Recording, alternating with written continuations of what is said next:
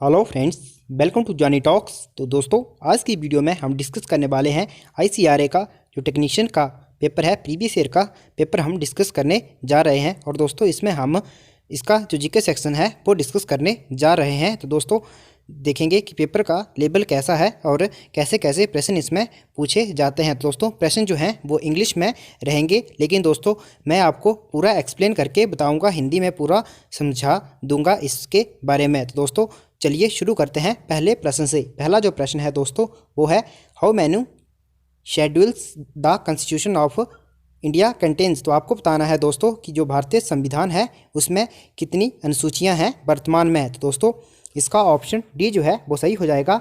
भारतीय संविधान में 12 अनुसूचियां हैं। और दोस्तों, बात करें इन अनुसूचियों की, तो दोस्तों जब संविधान तैयार किया गया था तो उस समय 8 अनुसूचियां थी और बाद में जो 4 अनुसूचियां हैं वो बाद में जोड़ी गई थी।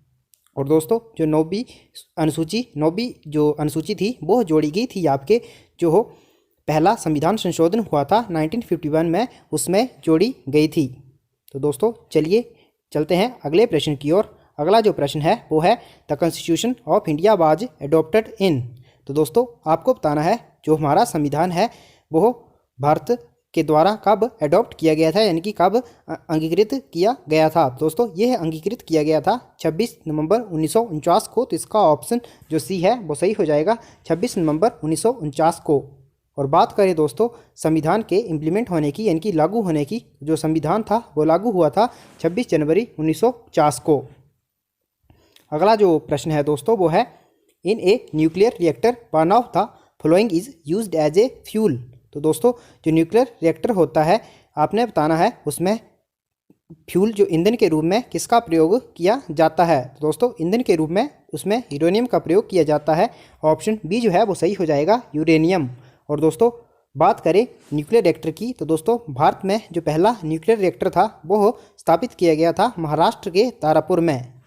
दोस्तों, आप कमेंट करके बताएं यह कब स्थापित किया गया था। अगला प्रश्न है, the first Muslim ruler to introduce the system of price control was. दोस्तों, जो हो बाजार नियंत्रण पद्धति थी वो किस जो दिल्ली सल्तनत का कौन सा सुल्तान था उसके द्वारा लागू करी गई थी। तो दोस्तों, यह इंट्रोड्यूस करी गई थी अलाउद्दीन खिलजी के द्वारा। तो इसका ऑप्शन डी जो है वो सही हो जाएगा, अलाउद्दीन खिलजी। और दोस्तों, जो खिलजी वंश था इसकी स्थापना करी गई थी जलालुद्दीन फिरोज खिलजी के द्वारा। और दोस्तों, जो हो अलाउद्दीन खिलजी था इसने सिकंदर के समान यानी कि विश्व विजय का सपना देखा था। और दोस्तों, लेकिन जो इसकी योजना थी विश्व विजय की योजना, उसको इसने त्याग दिया था अलाउल मुल्क के कहने पर। अगला जो प्रश्न है दोस्तों, Tansen a great musician was in the court of. तो दोस्तों, जो तानसेन था वो आपको बताना है किसके दरबार में प्रसिद्ध संगीतकार था। तो दोस्तों, यह रहता था अकबर के दरबार में। तो इसका ऑप्शन ए जो है वो सही हो जाएगा, ऑप्शन ए अकबर। और दोस्तों, जो तानसेन था इसका ये प्रश्न भी पूछा जाता है कि इसका मूल नाम क्या था। तो दोस्तों, इसका जो मूल नाम था वो था रामतनु पांडे। दोस्तों, अगर अभी तक आपने वीडियो को लाइक नहीं किया है तो जल्दी से वीडियो को लाइक कर दीजिए और हमारे चैनल को भी अवश्य सब्सक्राइब कर दीजिए ऐसे ही इंफॉर्मेटिव वीडियो पाने के लिए। अगला जो प्रश्न है दोस्तों वो है, who among the following attended all the 3 round table conference. तो आपको बताना है दोस्तों, जो 3 गोलमेज सम्मेलन हुए थे लंदन इंग्लैंड में। तो आपको बताना है कि किसने तीनों जो गोलमेज सम्मेलन थे उनमें भाग लिया था। दोस्तों, ये भाग लिया था डॉक्टर बी.आर. अम्बेडकर ने। ऑप्शन बी सही हो जाएगा, डॉक्टर बी.आर. अम्बेडकर। और दोस्तों, डॉक्टर बी.आर. अम्बेडकर ने अछूतों का प्रतिनिधित्व किया था।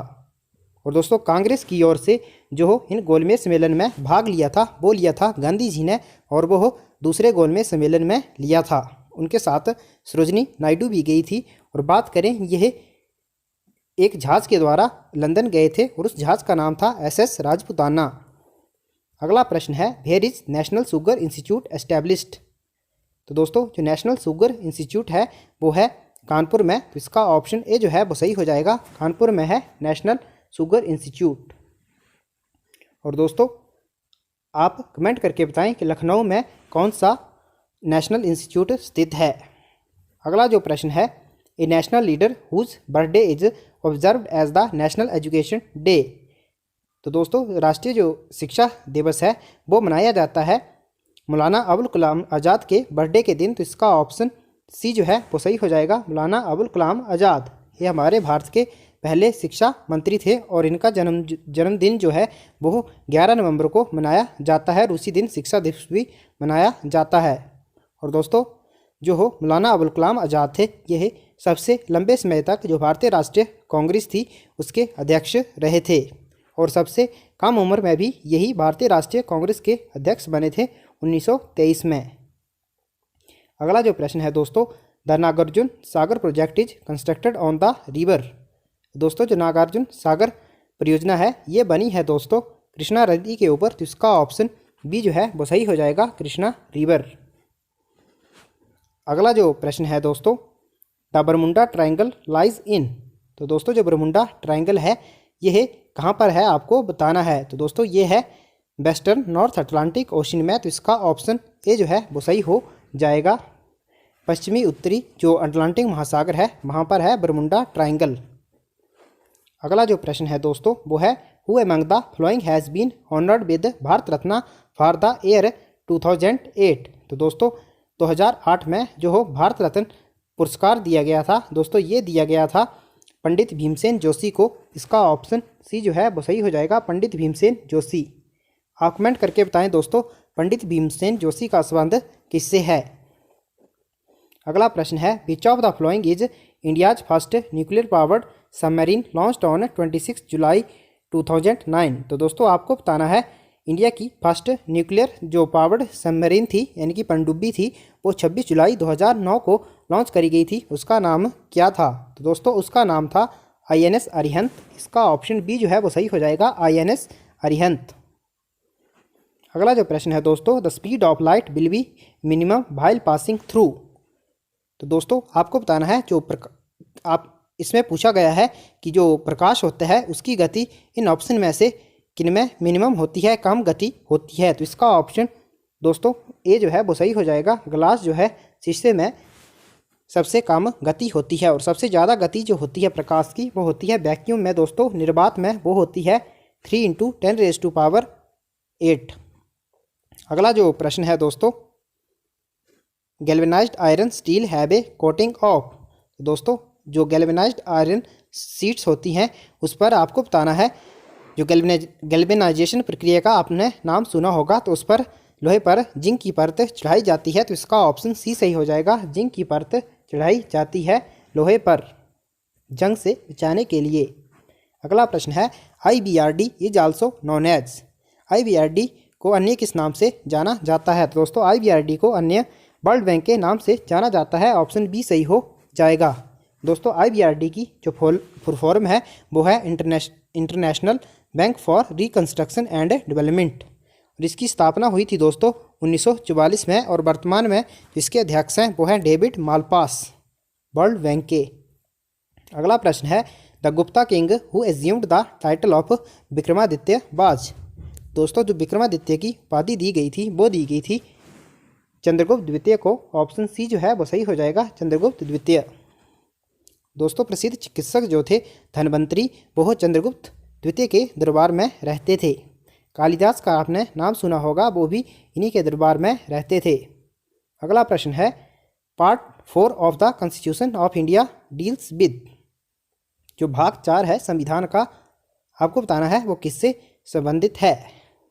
तो दोस्तों जो भाग 4 है संविधान का वो संबंधित है directive principle of state policy यानी कि जो हो नीति निर्देशक के सिद्धांत हैं उनसे संबंधित है भारत के संविधान का भाग जो 4 है।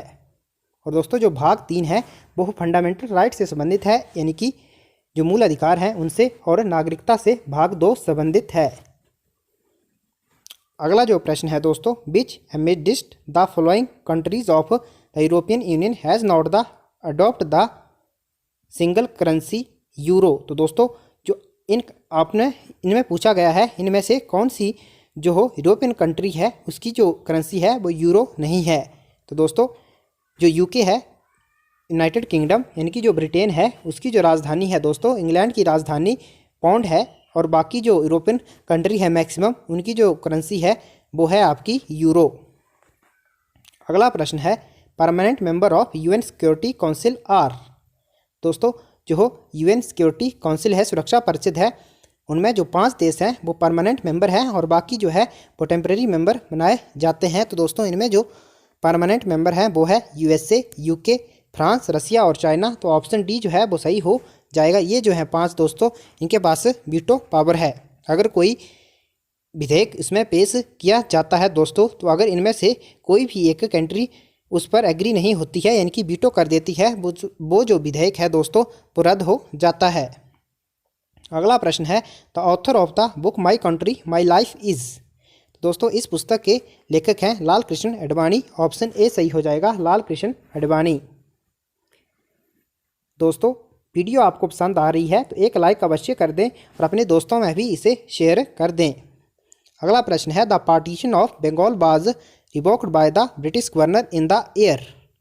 दोस्तों जो बंगाल का विभाजन हुआ था वो हुआ था 1905 में और किया गया था लॉर्ड कर्जन के द्वारा। यहाँ पर पूछा गया है किस ब्रिटिश गवर्नमेंट थी, यानी कि ब्रिटिश गवर्नर था, कब उसको वापस लिया गया, यानी कि बंगाल विभाजन को रद्द करने की घोषणा करी। तो वो करी थी 1911 में। ऑप्शन सी जो है वो सही हो जाएगा। और उसमें जो ये वापस लिया था तो उसमें गवर्नर थे लॉर्ड हार्डिंग द्वितीय। अगला प्रश्न है the first talkie film in India was. तो दोस्तों प्रथम बोलती फिल्म जो थी भारत की वो थी आलम आरा। ऑप्शन बी जो है वो सही हो जाएगा, आलम आरा। ये रिलीज़ हुई थी दोस्तों 1931 में और इसके जो दोस्तों डायरेक्टर थे वो थे अर्देशियर ईरानी। अगला जो प्रश्न है blue revolution is related to. दोस्तों नीली क्रांति जो है वो संबंधित है फिशरीज से, यानी कि मत्स्य पालन से। ऑप्शन सी जो है वो सही हो जाएगा। अगला प्रश्न है India has the maximum foreign trade with. दोस्तों भारत जो है वो सबसे ज़्यादा फॉरेन ट्रेड करता है, व्यापार करता है यूएसए के साथ। ऑप्शन सी जो है वो सही हो जाएगा। वैसे दोस्तों अब ये उस समय का प्रश्न था, अब चाइना के साथ भी भारत का काफ़ी ट्रेड हो चुका है। The most urbanised country in the world is. दोस्तों भारत की यहाँ पर पूछा है the most urbanised country in the world. तो दुनिया का आपको बताना है सबसे जो शहरी कंट्री है वो कौन सी है, यानी कि सबसे ज़्यादा शहरी आबादी जो है वो किस देश में रहती है। तो वो रहती है दोस्तों सिंगापुर। तो इसका ऑप्शन बी जो है वो सही हो जाएगा, सिंगापुर। तो दोस्तों जीएस का जो सेक्शन है जीके का वो सॉल्व हुआ है टेक्नीशियन पेपर का। दोस्तों अगर आप चाहते हैं कि सोशल साइंस और मैथ अन्य सेक्शन भी इसकी सॉल्व करी जाए तो कमेंट करके अवश्य बताएं दोस्तों। मैं उनकी भी वीडियो कुछ ही देर में या फिर कल परसों तक वो वीडियो भी अपलोड कर दूंगा।